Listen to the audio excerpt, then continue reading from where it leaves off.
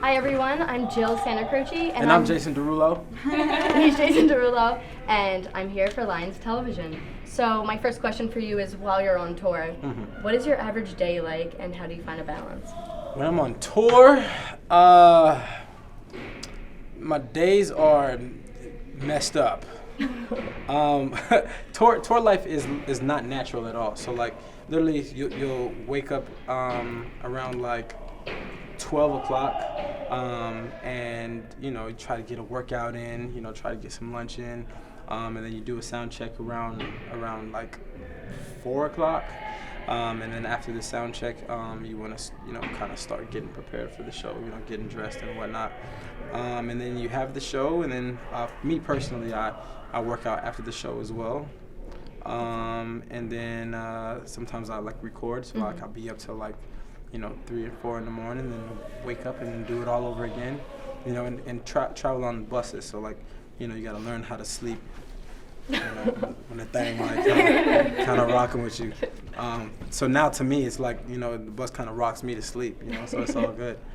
But yeah, it's not really a natural life. But as time progresses, you become used to it and get more accustomed to it. But it's amazing. It's an it's an unbelievable feeling to go across the world and be able to share the music that you kind of wrote on your own time, and have the audience sing it back to you. It's an unmatched feeling, and my concerts now, I remember when I first started, I used to try to like do acoustic versions of like the only songs that I had that people knew, like I do like a rock version of What You Say and like an R&B or urban version of it, just to kind of extend the time. But now that I have so much material, it's a lot easier to put a show together, and yeah, it's really an unbelievable thing, really. Well, you put a great show together, didn't you? Well, thank you. Appreciate it. And then, what bands or artists would you say are your biggest influences? Michael Jackson was my biggest influence. I started singing and dancing in the first place because I saw a live concert of his, but not live on television. And yeah, ever since that moment, you kind of never turn back. That was just my thing. I was like, Mom, I want to be just like him. Because you dance, you sing, you do. Yeah. So. And then,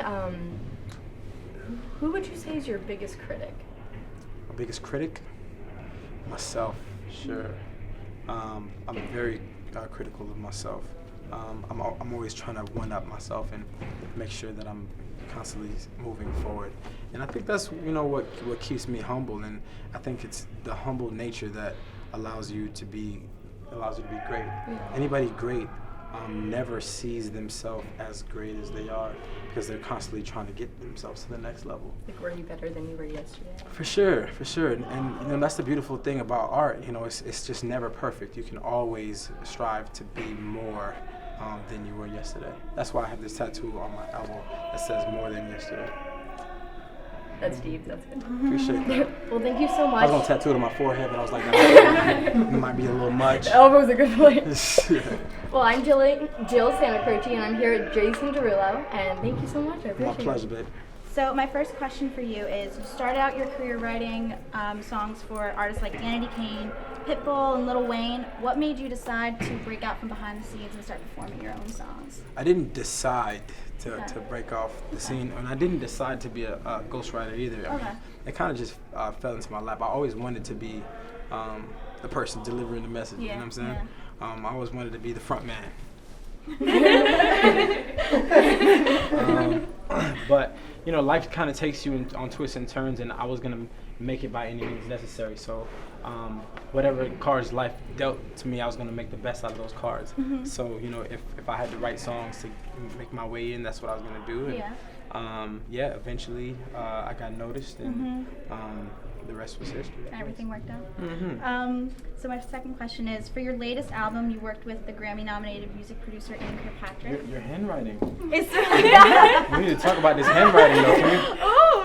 Can we talk about this? I think you're supposed to be a doctor. Because this kind of looks like mine a little bit. I'm a journalist. Did I write so this? This is what it looks like when you're a journalist. So what happened here? You didn't like these questions? Yeah, I didn't like it. It didn't fit. All right, so these are the good questions up here. Yeah, So let's stick to the good ones. Here we go. This is another good question, guys. So, the good question is, for your latest album, you worked with Grammy-nominated music producer Ian Kirkpatrick. What was your experience like working with him, and did you learn anything from him regarding songwriting? Ian Kirkpatrick's a douchebag. I don't even know if I'm allowed to say that, but Won't be. hey, it's all good. He's an amazing producer, and I'm someone who always am searching for new talent. So Ian's first hit was one toward me. Wallpaper's first hit was Talk Dirty to me. John Bellion's first hit was Trumpets. Wow. So I'm constantly looking for people like with a new sound that has something fresh and new that will stand out. And he's no different. You know what I'm saying? He had something that was special and new. So yeah, I wanted to work with him. Yeah. So I do that all the time, and yeah, he's somebody that I've continued to work with because I think he, still has a lot of special things to offer. So my last good question. Since the start of your career, you've had a lot of success. I saw when I looked it up. And in many forms throughout your career, has there been anyone in your life that you would attribute your success to, or anybody that you leaned on to for support? My team is very is very small and tight knit. I have a lot of family around me since the very beginning. Yeah. So they tell me how it is, from the very beginning. Keep you grounded. Yeah, and I've been with my manager since I was 13. Oh wow. So he's been mentoring me since I was a kid. He's a very major part. My parents, they never led me to believe that my dream was impossible or out of reach, even though it was a very lofty one. I think it all played a part into the success. So yeah, I attribute it to every integral part. You're listening to 91.3 FM WTSR at the College of New Jersey. I'm Mackenzie here with Jason Derulo after the spring concert. Welcome. Well, thank you so much. Appreciate that. All right, so my first question is, you recently worked with Luke Bryan to cover your Want You to Want Me, and now you'll be appearing on CMT's Crossroads, which is a show where a country artist will appear with someone outside of their genre, and you're going to be appearing with Luke. So are you a country music fan, or has this been a new venture for you?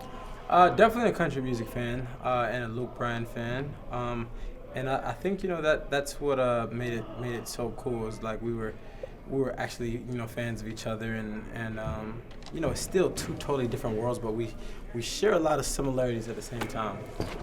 We're both crazy as hell. We both like to have a great time, and you'll get to see our personalities throughout the Crossroads, because I think our personalities really come across really well, and it's really carefree. It's really in great fun. We had an amazing crowd out there, and I don't know, I just feel like it's like a huge moment that was important, not just from a music standpoint, but just like a social standpoint as well. I mean, it kind of shows people how things are really changing, from a music perspective. There's kind of no barriers almost.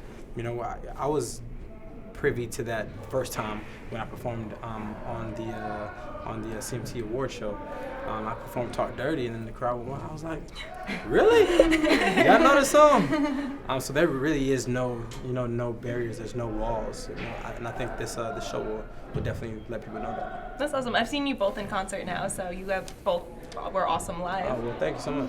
All right, so my next question is, you just hosted the iHeartRadio Music Awards. So were you nervous about hosting, and who was someone that you were really excited that you got to see? Yeah, I was super excited to host. It was a totally different venture for me, something that I never done before. I've hosted some parties at my house that didn't go over so well. So this was a chance to redeem myself. You know what I'm saying? The last party that I hosted, it ended up with police officers all over the place. So, this was a nice opportunity. I think it ended a little differently this time, which is good. You're at a college campus. I think most people can relate. Word.